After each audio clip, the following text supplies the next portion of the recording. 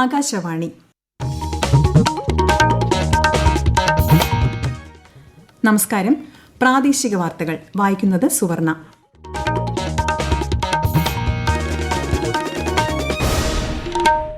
പ്രധാന വാർത്തകൾ. രാജ്യത്തെ 3 കോടി സ്ത്രീകളെ കൂടി ലഖ്പതി പദ്ധതിയിൽ ഉൾപ്പെടുത്തുമെന്ന് പ്രധാനമന്ത്രി നരേന്ദ്രമോദി.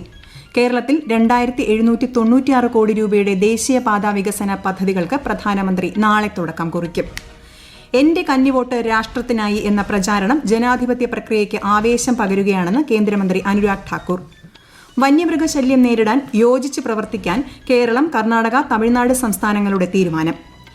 കേരള സർവകലാശാല യുവജനോത്സവത്തിൽ തിരുവനന്തപുരം യൂണിവേഴ്സിറ്റി കോളേജ് മുന്നിൽ. ഇംഗ്ലണ്ടിനെതിരായ ടെസ്റ്റ് ക്രിക്കറ്റ് പരമ്പരയിലെ വിജയത്തോടെ ടെസ്റ്റ് റാങ്കിങ്ങിൽ ഇന്ത്യ 1ാമത്. വാർത്തകൾ വിശദമായി.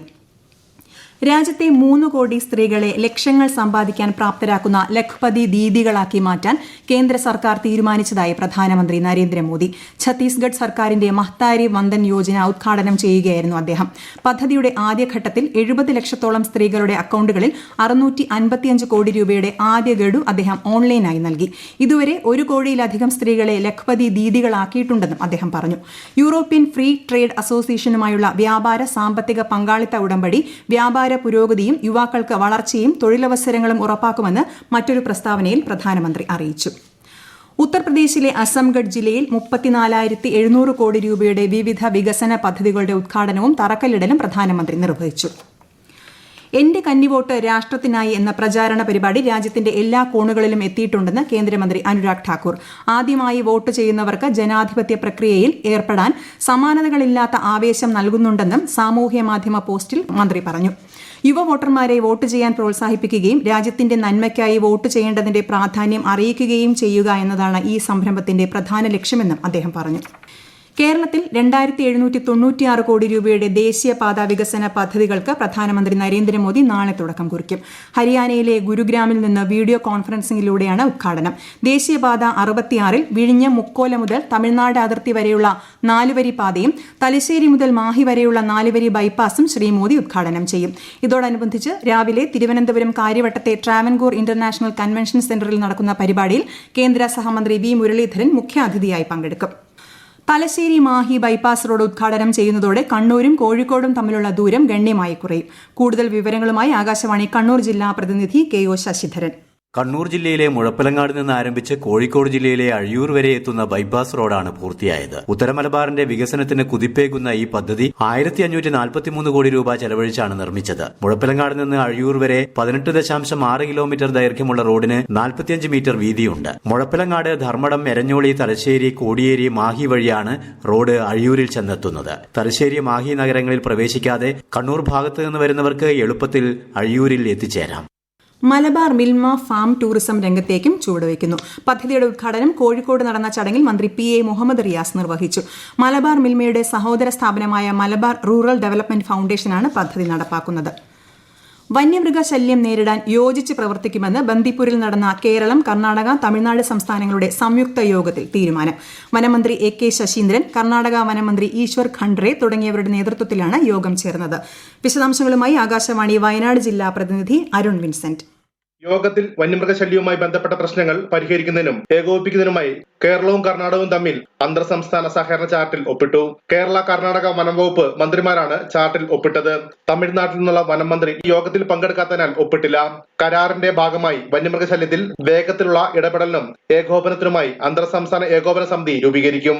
മനുഷ്യ വന്യമൃഗ സംഘർഷ മേഖല അടയാളപ്പെടുത്തുക, വന്യമൃഗശല്യത്തിന്റെ അടിസ്ഥാന കാരണം കണ്ടെത്തുക, പ്രശ്നങ്ങൾ ലഘൂകരിക്കാനുള്ള വഴികൾ തേടുക, പ്രശ്നങ്ങളിൽ ഇടപെടുന്നതിനുള്ള കാലതാമസം ഒഴിവാക്കുക, അതിവേഗ ഇടപെടലിന് നടപടി സ്വീകരിക്കുക, വിദഗ്ധ സേവനം ഉറപ്പാക്കുക, വിഭവശേഷി വികസനം, അടിസ്ഥാന സൗകര്യ വികസനം, കാര്യക്ഷമത എന്നിവ കൂട്ടുക എന്നതാണ് ചാർട്ടിൽ ഉൾപ്പെടുത്തിയ പ്രധാന ലക്ഷ്യങ്ങൾ. തിരുവനന്തപുരത്ത് നടക്കുന്ന കേരള സർവകലാശാല യുവജനോത്സവത്തിന്റെ 4ാം ദിനം 8 വേദികളിലായി മത്സരങ്ങൾ പുരോഗമിക്കുന്നു. 75 ഇനങ്ങൾ പൂർത്തിയായപ്പോൾ 157 പോയിന്റുമായി തിരുവനന്തപുരം യൂണിവേഴ്സിറ്റി കോളേജാണ് മുന്നിൽ. 143 പോയിന്റുമായി തിരുവനന്തപുരം മാർ യുവാനിയസ് കോളേജ് 2ാം സ്ഥാനത്തും 113 പോയിന്റുമായി തിരുവനന്തപുരം സ്വാതി തിരുനാൾ സംഗീത കോളേജ് 3ാം സ്ഥാനത്തുമാണ്. യുവജനോത്സവം നാളെ സമാപിക്കും. ഈ വാർത്തകൾ ആകാശവാണിയിൽ നിന്ന്. ശബരിമല പൂങ്കാവനത്തിൽപ്പെട്ട നിലയ്ക്കലിനും അട്ടത്തോടിനുമിടയിൽ കൊല്ലക്കുന്നുമല നമ്പൻപാറ കോട്ട ഭാഗങ്ങളിൽ 3 ദിവസമായി കാട്ടുതീ പടരുന്നു. കടുത്ത വേനലിൽ അടിക്കാടുകൾ ഉണങ്ങിക്കിടക്കുന്ന അവസ്ഥയിലായതിനാൽ തീ പടരുന്നത് നിയന്ത്രിക്കാൻ കഴിയുന്നില്ല.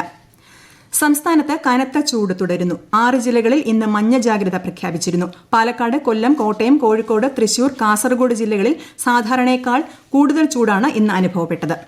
വേനൽ കടുത്തതോടെ പാലക്കാട് ജില്ലയിലെ പല പ്രദേശങ്ങളിലും കുടിവെള്ളക്ഷാമം രൂക്ഷമായിരിക്കുകയാണ്. പുഴകളിൽ വെള്ളമില്ലാതായതോടെ കുടിവെള്ള വിതരണ പദ്ധതികളും പ്രതിസന്ധിയിലാണ്. കൂടുതൽ വിവരങ്ങളുമായി ആകാശവാണി പാലക്കാട് ജില്ലാ പ്രതിനിധി ഫൈസൽ അലിമുത്ത്.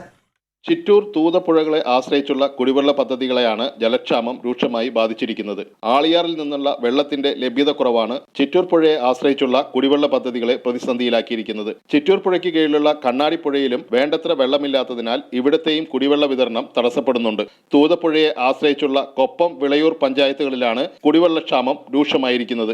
എലവഞ്ചേരി പഞ്ചായത്തിലാണ് ജലക്ഷാമം രൂക്ഷമായതിനെ തുടർന്ന് ടാങ്കറുകളിൽ കുടിവെള്ള വിതരണം ആരംഭിച്ചിരിക്കുന്നത്. അതേസമയം മലമ്പുഴ അണക്കെട്ടിൽ കുടിവെള്ളത്തിനായി കരുതൽ ശേഖരം ഉണ്ടെന്നത് ആശ്വാസമാണെന്ന് ജലസേചന വകുപ്പ് അധികൃതർ പറഞ്ഞു.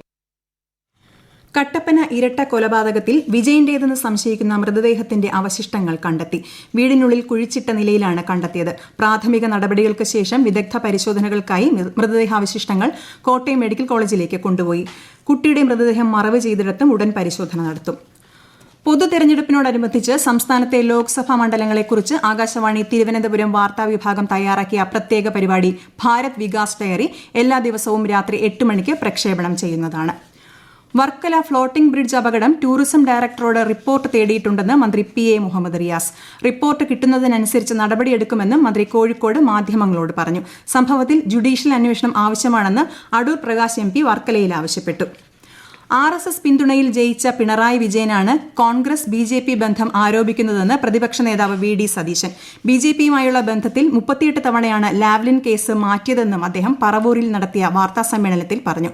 കോൺഗ്രസിന്റെ സ്ഥാനാർത്ഥി നിർണയം കഴിഞ്ഞതോടെ വിറളി പിടിച്ചതുകൊണ്ടാണ് കോൺഗ്രസിനെ അപമാനിച്ച് മുഖ്യമന്ത്രി സംസാരിച്ചതെന്ന് KPCC പ്രസിഡന്റ് K സുധാകരൻ പറഞ്ഞു. പോർച്ചുഗലിലെ പ്രധാന അന്താരാഷ്ട്ര ചലച്ചിത്രമേളയായ ഫന്റാസ്പോർട്ടോ ചലച്ചിത്രമേളയിൽ മികച്ച നടനായി ടൊവിനോ തോമസ് തെരഞ്ഞെടുക്കപ്പെട്ടു. ഡോക്ടർ ബിജു സംവിധാനം ചെയ്ത അദൃശ്യ ജാലകങ്ങൾ എന്ന ചിത്രത്തിലെ പ്രകടനമാണ് ടൊവിനോയെ പുരസ്കാരത്തിന് അർഹനാക്കിയത്. തിരുവനന്തപുരം മധുരൈ അമൃത എക്സ്പ്രസിന് കഴക്കൂട്ടത്ത് സ്റ്റോപ്പ് അനുവദിച്ചതുമായി ബന്ധപ്പെട്ട് നടക്കുന്ന ചടങ്ങിൽ കേന്ദ്ര സഹമന്ത്രി V മുരളീധരൻ പങ്കെടുക്കും. രാത്രി 8 മണിക്ക് കഴക്കൂട്ടം സ്റ്റേഷനിലെത്തുന്ന ട്രെയിനിന് മന്ത്രി ഫ്ളാഗ് ഓഫ് ചെയ്യും. ICC ടെസ്റ്റ് റാങ്കിങ്ങിൽ ഒന്നാമതെത്തി ഇന്ത്യ. ധർമ്മശാലയിൽ നടന്ന ഇംഗ്ലണ്ടിനെതിരായ ടെസ്റ്റ് ക്രിക്കറ്റ് പരമ്പര 4-1 വിജയിച്ചതിന് പിന്നാലെയാണ് ഈ നേട്ടം കൈവരിച്ചത്.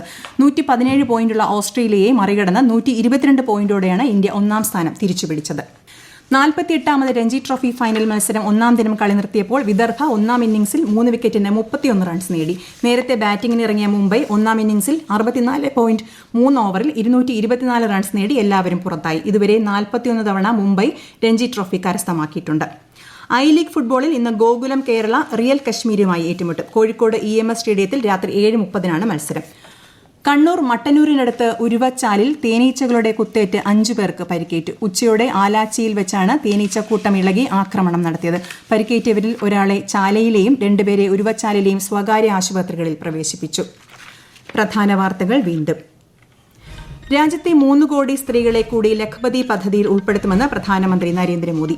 കേരളത്തിൽ 2796 കോടി രൂപയുടെ ദേശീയപാത വികസന പദ്ധതികൾക്ക് പ്രധാനമന്ത്രി നാളെ തുടക്കം കുറിക്കും. എന്റെ കന്നിവോട്ട് രാഷ്ട്രത്തിനായി എന്ന പ്രചാരണം ജനാധിപത്യ പ്രക്രിയയ്ക്ക് ആവേശം പകരുകയാണെന്ന് കേന്ദ്രമന്ത്രി അനുരാഗ് ഠാക്കൂർ. വന്യമൃഗശല്യം നേരിടാൻ യോജിച്ച് പ്രവർത്തിക്കാൻ കേരളം, കർണാടക, തമിഴ്നാട് സംസ്ഥാനങ്ങളുടെ തീരുമാനം. കേരള സർവകലാശാല യുവജനോത്സവത്തിൽ തിരുവനന്തപുരം യൂണിവേഴ്സിറ്റി കോളേജ് മുന്നിൽ. ഇംഗ്ലണ്ടിനെതിരായ ടെസ്റ്റ് ക്രിക്കറ്റ് പരമ്പരയിലെ വിജയത്തോടെ ടെസ്റ്റ് റാങ്കിങ്ങിൽ ഇന്ത്യ ഒന്നാമത്. പ്രാദേശിക വാർത്തകൾ കഴിഞ്ഞു. അടുത്ത വാർത്താ പ്രക്ഷേപണം 7:25.